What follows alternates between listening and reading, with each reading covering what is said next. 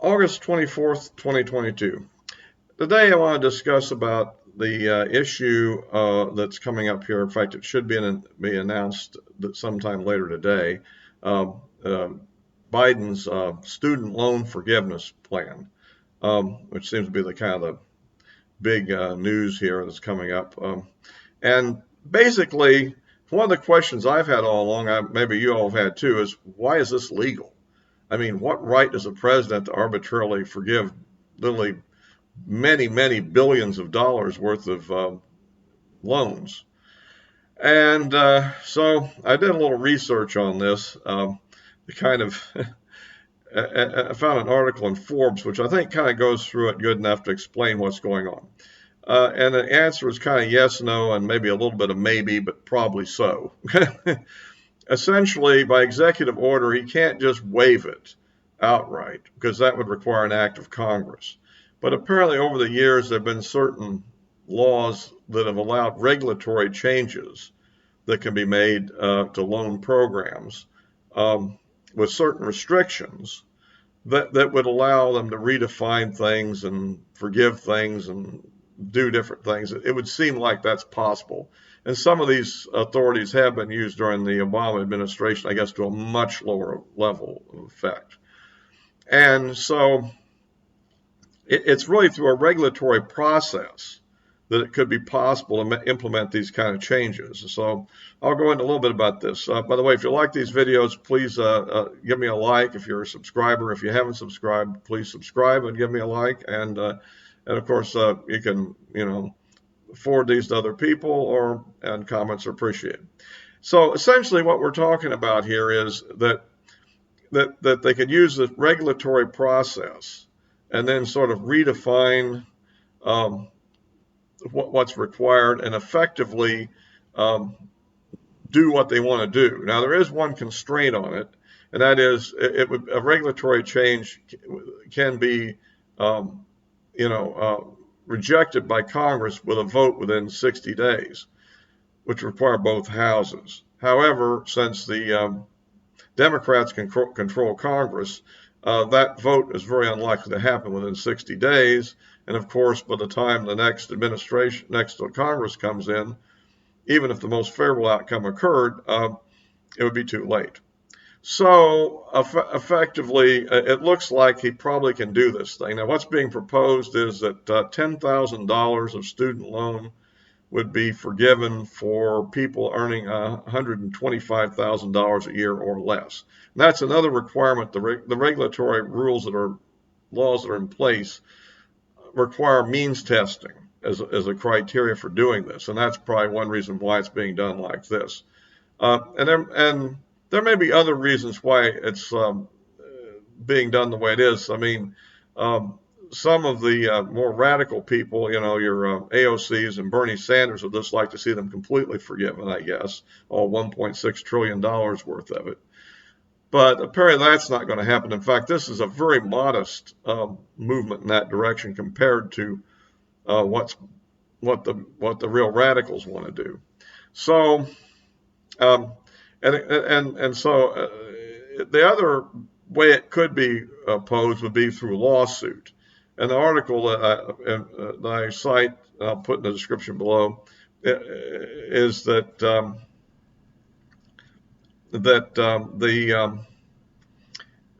it seems likely, I think, that the courts would probably not overturn it, although you never know. I mean, and it's also possible that it could get hung up in a certain court in a certain district for some time before it was finally overturned, and you never know. I mean, the Supreme Court that we have now just might, who knows, we can't really guarantee what they might do, right?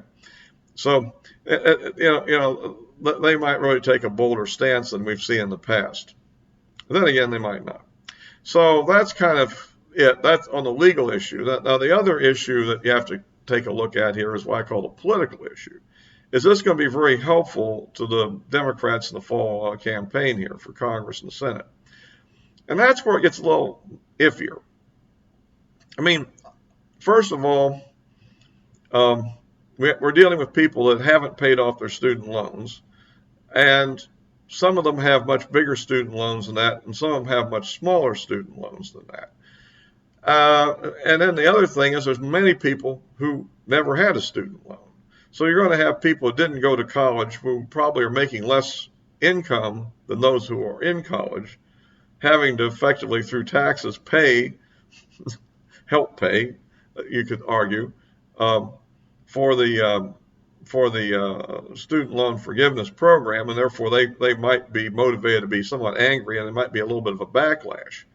On the other hand, is there any guarantee that it's going to change the voting pattern that much that people are forgiven? Those that are Democrats will probably vote Democrat, and if those that are Republicans will probably vote Republican, and those are independents, who knows what they'll vote based on. There may be other issues. So the question of how much gain there is in it, I don't know. It probably the margins might help a little bit, or it might hurt a little bit, depending on whether the backlash factor or the gee whiz, thanks for the goodie factor really pays off. At any rate, there's no requirement for you to vote Democrat just because you get the forgiveness. You can just pocket the money and go on about your business. The other thing that could have an impact if the Republicans make a major legal challenge publicly before the election to try to get it overturned. And that's maybe the smart move there would be to wait to after the election to make that move.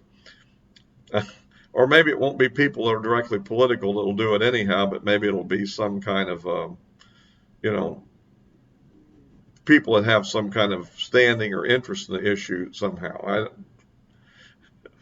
I don't know. I mean, I'm dubious. I think the members of Congress would probably have the best argument because they could argue that it was done without proper legislative approval, and then the people would point to the regulation things I just cited, and then there would be a court battle over which really applied. So, at any rate, that's kind of the the issue there, and I guess we'll have to see how that all plays out. As I guess it's going to come out sometime today. Actually, I think it's supposed to be announced, so it could be delayed.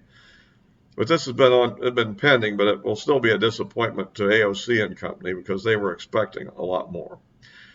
So, at any rate, so that's kind of how that is. On other issues, I might as well hit a few things here. I guess we've had some major primaries today in Florida, New York, and also Oklahoma.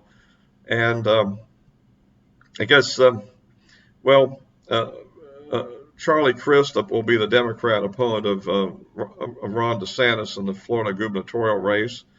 And so that'll be interesting to see how that pans out. I believe, if I remember correctly, that Crist was actually defeated by Scott many years ago in a primary after serving one term as a Republican governor. I believe that's correct.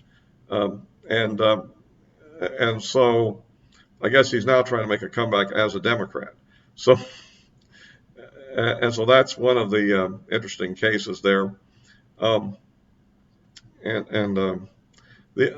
other thing that's kind of notable is a special election in the 19th congressional district in New York.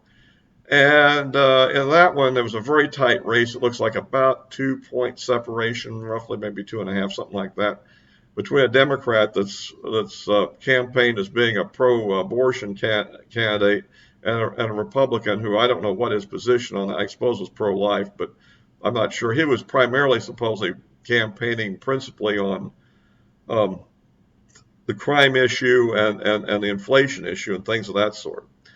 And although it's being portrayed a little bit as a Republican district, the previous election in 2020, the Democrat, who was an African American, won overwhelmingly in a predominantly white district. So I'm not sure how Republican it is. I mean, that was a pretty wide gap they had last time. Now, I understand there had been some redistricting, which probably brought some Republican precincts in. But I don't know. I think the Democrats are going to try to spin it that way anyhow. And so we'll have to, kind of wait and see whether that's significant. I guess after the vote in Kansas, I guess it's another movement in that direction. Like I kind of think that maybe the Supreme Court overstretched a little bit going full bore this before the election on this. It might have been better if they'd have waited after the election to gone the whole way and just kind of went part way the way Roberts wanted and put off the big event to next year. But at any rate, that probably has put a bit of a, although personally I like the decision, and as a constitutional issue, the court's decision was absolutely correct, but it's being interpreted in a slightly different way than simply staying to strict constitutionalism. And in fact, in New York, nothing's going to change anyhow on the subject. So why it should be an issue there, I don't know. But at any rate, so it's kind of like, what happens down in Texas or Alabama shouldn't really be a big issue for people in New York, you would think. But so that's that.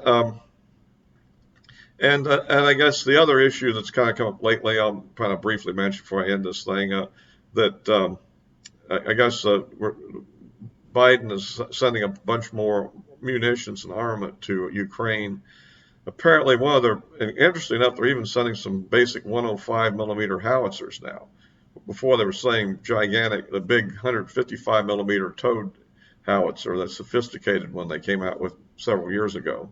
And this is going back to more like things from the Vietnam era and before, even World War II for that matter. But I think it's probably going to be more like the Vietnam 105 that was introduced mid-war than at any rate. So that's going to be there. And apparently ammunition is one of the main things that they need. Now, lately, Ukraine has been pulling off a variety of either, commando raids, drone strikes, use of missiles. Maybe we slipped the Ukrainians some longer range variants of the for the HIMARS system and haven't told anybody. How was that attack in Crimea pulled off? That's interesting. I mean, a commando raid doesn't seem likely because it's happened in broad daylight. And that isn't usually when commando raids happen. Yeah, I didn't see real evidence of missiles coming in, and the pictures that were taken was from cell phone cameras of it. So hard to know what happened there. Maybe it was a sabotage. And then we have another attempted assassination of one of Putin's advisors inside of Russia. And instead his daughter was killed, but I don't think the daughter was the target. I think that the advisor guy was the target. And the Russians are claiming a certain couple of Ukrainian women were the people, but a lot of commentators think it would be a more sophisticated operation than two people. So perhaps they're just being blamed. At any rate, they're outside of Russia. They're in Estonia, and I don't think Estonia is going to extradite. So, but but other than that, the Ukraine war seems to me to be kind of a stalemate still. Like I said in the last video, and of course we're coming up. I think tomorrow will be on the 6th month of the beginning of the war, and it continues to grind on. So, at any rate, that's about it for this time. I just want to hit those targets, and like I said, that we'll see what people think about the student loan forgiveness proposal and what that impact of that will be. The addresses of my social media accounts are in the description below, as always, and we'll wrap this up for this time. Until next time.